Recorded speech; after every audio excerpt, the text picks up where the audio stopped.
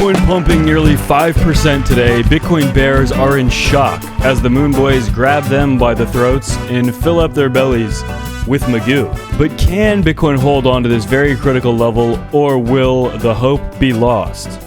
Like your parents' love for each other the day you were born. And massively big bombshell allegations arise. Will this be very big or very bad? And this college dropout sold all of her crypto except this one crypto. But why did she do it? Wow. Now this is getting pretty juicy. I'm your host. I'm leaking massively, and this is Do or Die for Bitcoin. Will the Moon Boys strap in, strap on, and become the Moon Men they were always meant to be? Or will the Moon Boys run, dripping and filled to the brim with the cream of the baby bears? If you guys are new to the channel, make sure to like, subscribe, turn on these absolutely time-sensitive alerts as well. If you guys are interested in any bonuses, with a special bonus I'm going to be talking about more towards the end of the video. It's only for the next 7 days, but there's some very nice prizes involved as well. But if you're interested in any other bonuses or getting crypto or securing crypto or staking with our ADA pool to earn rewards, make sure to check out everything below. I have one Twitter and one Instagram, and they're in the description, and those are my only accounts.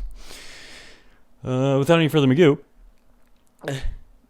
let's dump on it. It's just so big. So here we have Bitcoin currently right at about 41,000 US dollars after an absolutely monumentous 4% pump today. This is absolutely ginormous. The likes of which we have not seen in so long. And Bitcoin is at a very absolutely so critical spot here. Everybody is losing their shorts and incredibly scared. But guys, at this point, we have not set a lower low. And at this point, everything is okay. You know, if we breach below these levels that we set back at the very beginning of this year, only 3 months ago, that is mega bearish. But we have not done that. So don't squeal like a little piggy just yet. There is still hope.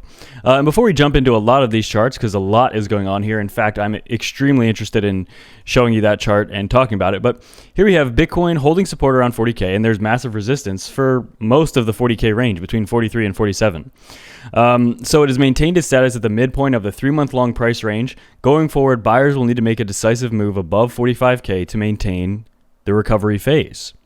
The RSI on the daily chart is starting to rise from oversold levels, similar to what occurred in late January and February, which preceded a mega bounce, a 30% bounce there. But a weekly price close above 40K is needed here. So this is very important. We're about halfway through this week, almost. And yeah, and actually, before we get into all of this, let's take a look here. So Ripple did claim a very big win, and this is important. You know, I'm not the biggest fan of XRP. However, I want XRP to absolutely do very well here, because a victory here would most likely see the SEC pull back from aggressive litigation against crypto. And if the SEC wins, we could see a massive crackdown and unrighteous or unjust and unwarranted crackdown on the crypto industry. So basically, if XRP would lose this case, or if Ripple would lose this case, that might be bad news for all the other coins you might like. It might even, it might affect coins you think maybe it could have never affected in a negative way. So yeah, XRP or Ripple is fighting a battle that if you support crypto, then you should support what Ripple is doing right here. Even if you don't like the coin, which again, I'm not a huge fan of the coin itself, but this is just very important for the space. And despite this good news here, basically that the judge in the case denied the SEC's motion to review certain documents that may not be material to the prosecution, which is good for Ripple. It's a very big win for Ripple. Some lawyers are saying here and all over Twitter.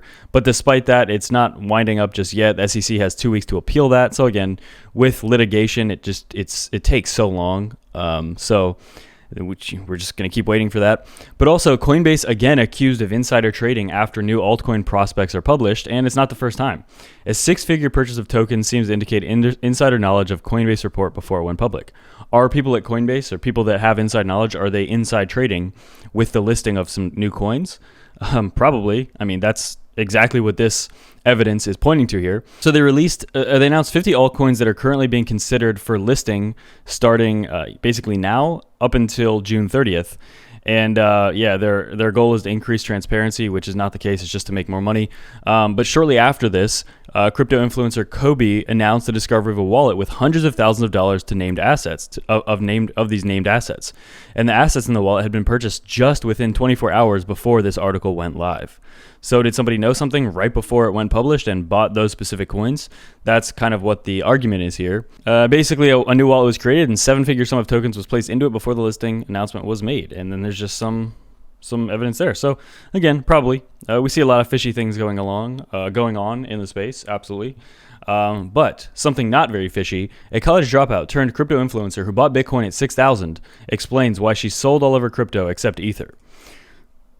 So Natalie Arabian bought Bitcoin at 67 and Ether at 173, 6,700 and 173, and then dropped out of college. The more I found out, I read through this whole thing. I was trying to figure out if there was something substantial about why any of this matters, but I don't think there is.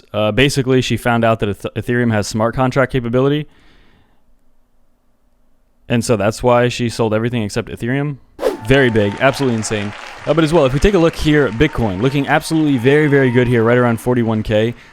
Yet at this point, the lows from last week and much of March and February of about 37 have not been breached yet, and so that's very big. We take a look on all these charts. This is a very big support level that obviously needs to be held, especially on some shorter time frames. It's basically right at the VPVR point of control on a billion different time frames, and that's obviously very important for Bitcoin maintaining any degree of health here. It is a gigantic Fibonacci level as well. 30, 40, and 60K are like the biggest ones, and you guys could go back and look at some videos from before we had this breakout. This Fibonacci was on here. Basically, those giant fib levels were things we were talking about before we started even breaking 20K. Obviously 100K was, it was about 120K was the next big level, but we never even really got close to that. So it was 30, 40, 60, and then 120.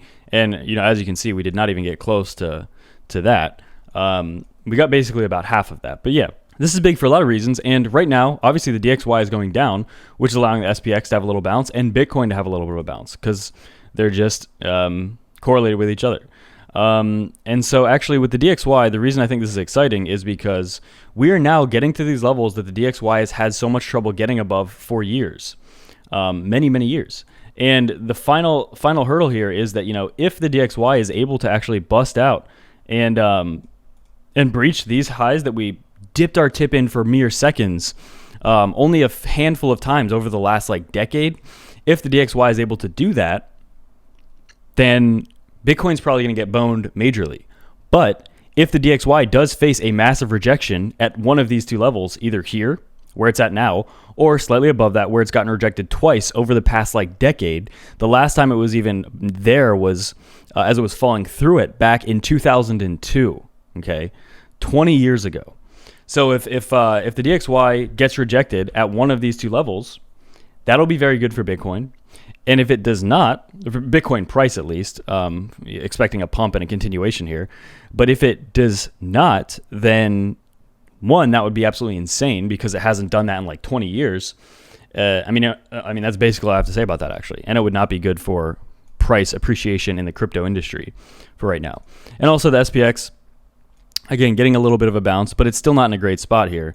Just getting a bounce kind of on the 50-week moving average. So not super good, but really not that bad. That's the point. Again, could we look back in a month from now and say, wow, longing these levels could have been your best play? Say we're at 50, 55, 60K plus and longing at 40K as we kind of got pushed down to it slowly on these macro levels. Again, one thing you actually notice is if we look at this chart very briefly, you see we had this descending channel here during the dump for months and then a breakout. And currently we have kind of an ascending channel here. And again, this could go either way. This could initiate a dump, but we've already been dumping into this entire pattern. We could also just as easily pump from here. It's not as simple as this one was downward facing, definitely break out. This one's upward facing, definitely break down. Obviously, that's a possibility. But my bet is just that everything going on in a macro level, that the only way I think we're going to get a massive dump is if the dollar suddenly becomes insanely strong comparative to the basket that it's being compared to, the other currencies. But really, this is the make or break moment. This is kind of the center line of the past 2.5 months of trading. And if Bitcoin breaks back above this, this gives renewed hope, and it would be a successful backtest, even though it did go a little bit below where like a perfect backtest would be, right around 41, 42K. Bouncing at 40K, I would not be complaining about, and that could just as easily be healthy. As you new to the channel, make sure to hit the like, subscribe, turn on those ghost notifications, never miss these absolutely time-sensitive alerts, and as well, absolutely very big, for the next week, basically, if you sign up with the Femex link below, if you're interested in trading, again, there's simulated trading, so if you don't want to trade any real money, definitely don't trade any real money. You can do all of that before you would ever attempt to try to use real money. If you go to products, simulated trading, zero risk. You can trade and not lose a single penny.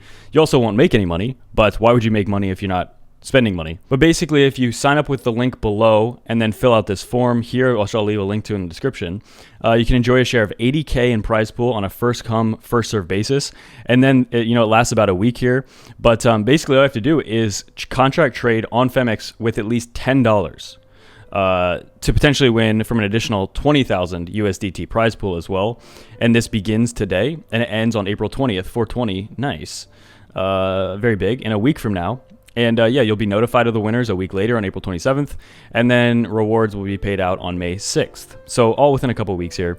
And yeah, the first 4,000 users who register using the All-Star registration referral link below, which is my link, is an All-Star registration link, during this campaign period can share in this prize pool. And I'll leave a link to that below as well. But yeah, if you're interested in securing crypto, staking it, or any other rewards, or just getting altcoins, check out everything below. I have one Twitter and one Instagram, and they're in my description. All the other ones are fake.